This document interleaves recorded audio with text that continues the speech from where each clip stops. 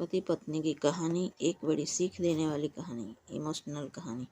पत्नी ने न जाने क्या किया था कि पति ने उसे एक के बाद एक कई थप्पड़ जड़ दिए और हमेशा हर सिचुएशन को शांति से हैंडल करने वाली पत्नी भी आज इस बार इतनी अशांत हो उठी कि उसने अपनी चप्पल ही निकालकर पति की ओर फेंक दी।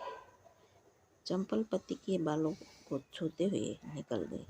ये किस्सा यहीं पर ख़त्म हो सकता था, मगर पति ने इसे अपनी मर्दानगी का विषय बना दिया और बात बद से बदतर हो चली गई। रिश्तेदारों ने भी आग में घी का काम किया। किसी ने कहा, जो औरत अपने पति को चंपल से मार सकती है वो ना ही तो वफादार हो सकती है और ना ही पतिव्रता। ऐसी औरत परिवार ही नहीं पूरे समाज पर कलंक की तरह है। बीवी के पक्ष वाले कहाँ पीछे रहने वाले थे।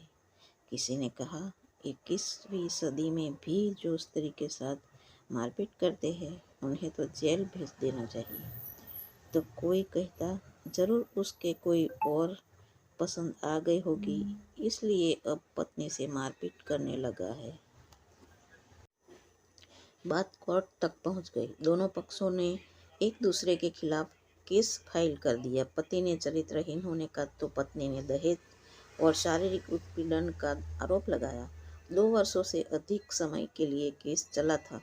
इन 2 वर्षों के दौरान दोनों पति पत्नी अलग रहते थे। इन दोनों वर्षों के दौरान दोनों पक्षों के समर्थकों की संख्या कम हो गई थी। पहले जहां दोनों पक्षों में समर्थकों का समूह होता था, अब गिने चुने लोग रह गए थे। पति और पत्नी दोनों की आर्थिक स्थिति भी इस समय के दौरान नीचे गिर चुकी थी, जिन्हें वो अपना शुभचिंतक समझ रहे थे।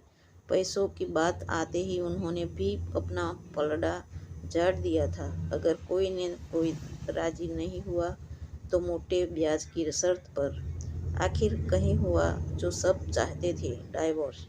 हर कोई खुश था, दोनों पक्षों के रिश्तेदार, उनके माता पिता और दोनों के वकील। लेकिन 5 साल की सुखद शादी और एक सुंदर बेटी होने के बाद मिले इस डाइवोर्स से पत्नी मुक्त थी और पति शांत। शायद ये एक इत्तेफाक ही था कि इस खुशी को मनाने के लिए दोनों पक्ष के लोग एक ही चाय की टपरी पर बैठे आमने सामने। इत्तेफाक इसलिए क्योंकि ज़्यादातर लोग जो एक दूसरे के विरोध पक्ष को सपोर्ट कर रहे थे वे एक दूसरे को अच्छे से जानते भी नहीं थे। पति पत्नी भी इन सभी से दूर एक दूसरे के सामने मेज पर बैठे। पत्नी ने पति से कहा, अब तो खुश होंगे ना, तुम्हारे मन की जो हुई है मुबारक हो। तुम भी तो आज जीत गए हो। मुझसे तलाक तो तुम्हें भी मिल गया है। Congratulation to you. पति ने कहा, तलाक को तुम भी जीत का प्रतीक समझते हो? पत्नी ने पूछा।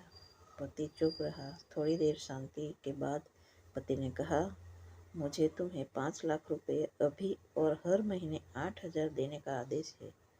अभी मेरे पास पैसा नहीं है, इसलिए मेरा जो सिटी में फ्लैट है उसे तुम्हारे नाम कर देता हूँ।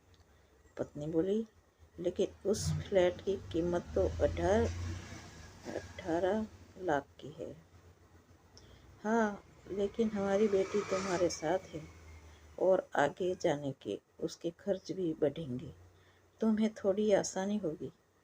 पति ने कहा, नहीं, मुझे सिर्फ 5 लाख ही देना और तुम हर महीने 8,000 तो देने वाले ही हो। मैं मैनेज कर लूँगी। अगर 5 नहीं है तो तब भी कोई बात नहीं। पत्नी बोली। दोनों फिर शांत हो गए। पति ने सोचने लगा कि कितनी भोली और समझदार है ये औरत, जो कुछ समय पहले तक मेरी पत्नी थी और अब अनजान। ये वही है जो कम से कम खर्च में घर चलाती और पैसा बचाकर मेरे जन्मदिन और बर्थडे पर हमेशा मेरे लिए नए कपड़े खरीद लाती।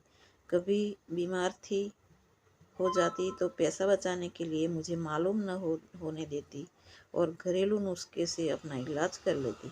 मगर घर में कोई और बीमार हो तो तुरंत डॉक्टर के पास लेकर जाती। मेरी मति मार गई थी कि मैंने ही अपनी झूठी मर्दानगी के चक्कर में इतनी बड़ी गलती कर बैठा। पत्नी ने दिमाग में भी उधर उधर चल रही थी। अभी भी वैसा का वैसा ही है। पहले भी खुद से ज़्यादा हमारे बारे में सोचता था और अब भी वही कर रहा है। ये वही आदमी है जो मुझे एक्सीडेंट से बचाने के लिए खुद मोटरसाइकिल के आगे कूद पड़ा था और अपनी उंगली तुड़वा कर बैठा था। पता नहीं कौन सी मनहूस घड़ी में मैं झगड़ा कर बैठी। पति ने मौन तोड़ते हुए पूछा, अब तुम्हारे कमर का दर्द कैसा है? ज़्यादा तकलीफ तो नहीं होती? पत्नी हल्का सा मुस्कुराई और बोली, अभी भी होता है। अब तो पेट में भी गड़बड़ उठते हैं। वो तो होगा ही।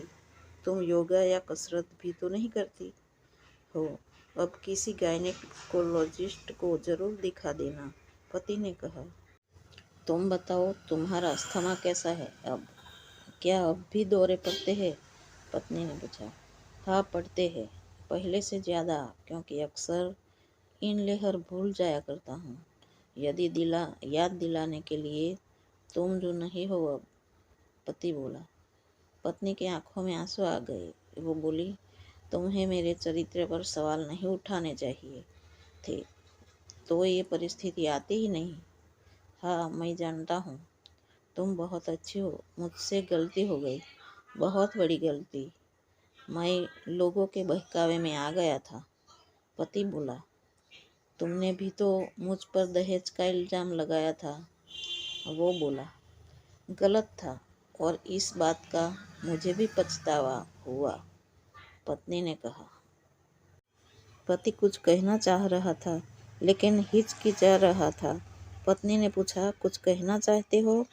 वो बोला, क्या सब पहले जैसा नहीं हो सकता? क्या मतलब? पत्नी बोली, मतलब कि हम फिर से पहले की तरह पति पत्नी बनकर, सच्चे दोस्त बनकर नहीं रह सकते? पति बोला, पर ये डाइवोर्स के पेपर दिखाते हुए पत्नी ने कहा, फाड़ देते हैं। पति ने अपना पास रखे डाइवोर्स के पेपर फाड़ते हुए कहा। पत्नी ने भी अपने पास रखे पेपर फाड़ दिए। सभी हैरान थे।